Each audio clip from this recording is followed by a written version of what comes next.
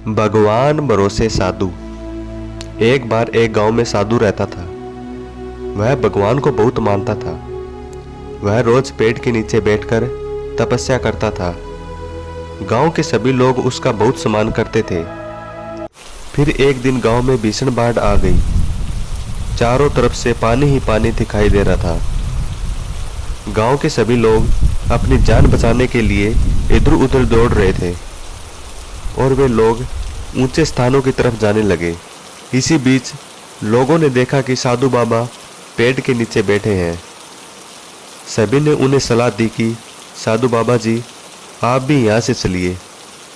लेकिन साधु महाराज ने कहा कि तुम लोग अपनी जान बचाओ, मुझे तो मेरा भगवान ही बचाएगा। धीरे धीरे पानी बढ़ता गया। साधु अपनी जगह से नहीं हिला। पानी साधु की कमर तक आ गया था।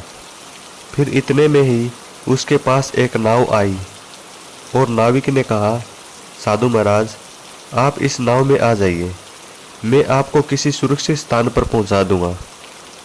लेकिन साधु ने फिर वहीं उत्तर दिया कि मुझे मेरा भगवान ही बचाएगा, मुझे तुम्हारी आवश्यकता नहीं है।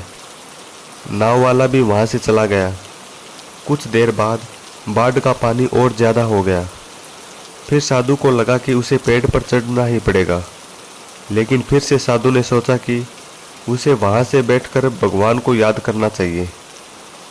इतने में ही उसने एक हेलीकॉप्टर की आवाज़ सुनाई दी। साधु महाराज ने देखा कि एक हेलीकॉप्टर मेरी मदद के लिए आ रहा है।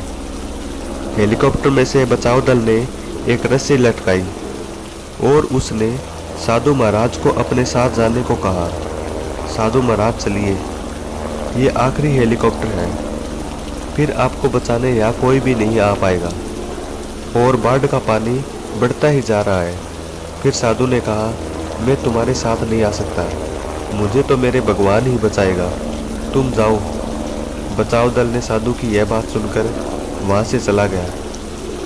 फिर कुछ ही देर में बाढ़ के पानी में साधु बाबा डूब गया और मृत्यु हो गई। और फिर मृत्यु के बाद साधु महाराज स्वर्ग पहुँचे तो उन्होंने भगवान से पूछा, मैंने तुम्हारी भक्ति इतने मन से की, लेकिन मैं फिर भी डूबकर मर गया। आप मुझे बचाने नहीं आए, आपने ऐसा क्यों किया भगवान? भगवान ने साधु महाराज से कहा, मैं तुम्हारी 3 बार मदद करने के लिए आया था। एक बार ग्रामीणों के रूप में आया था और एक बार नाव वालों के रूप में और तीसरी बार बचाव दल के रूप में। लेकिन तुम मुझे पहचान नहीं पाए। लेकिन यह अवसर किसी की प्रतीक्षा नहीं करता है, यह तेजी से गुजर जाता है। अगर आप उन्हें पहचान कर उनका लाभ उठा लेते हैं तो हम अपनी मंजिल पर जल्दी ही पहुंच सकते हैं।